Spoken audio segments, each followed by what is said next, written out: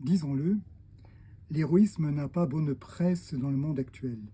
Nous cultivons davantage l'ostentation, érigée sur le vide de soi dans les réseaux sociaux et derrière les écrans. À l'opposé, je me suis demandé dans ce livre, dans le sillage de mes travaux universitaires sur l'humanisme, quelle est la force d'âme qui pousse des êtres à mettre leur vie en danger pour œuvrer à la sauvegarde d'autrui, pour œuvrer à la sauvegarde du bien commun.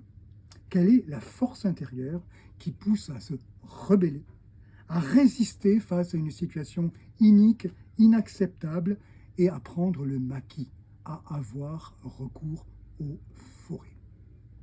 Quelle est cette force intérieure qui nous élève en nous portant au-delà de nous-mêmes?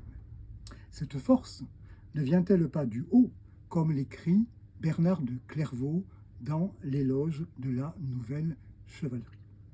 Et ne peut-elle être identifiée à la fortitudo, l'une des 4 vertus cardinales qui, selon saint Thomas d'Aquin, est la condition de toute vertu?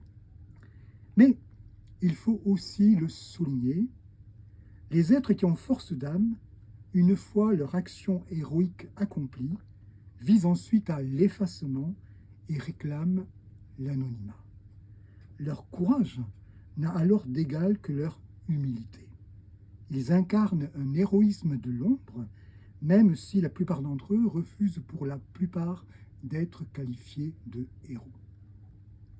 Ainsi, la force d'âme me semble tirer son origine de la double capacité à s'élever au-dessus de soi-même en résistant et à cultiver l'humilité qui est propre au christianisme. Elle est une expérience de la transcendance. Autrement dit, l'exercice du courage est aussi une expérience spirituelle qui nous fait grandir en humanité et nous projette dans l'invisible. Voilà ce que j'ai essayé de dire, de montrer dans ce livre qui, je l'espère, pourra vous intéresser. Et je vous remercie de votre attention.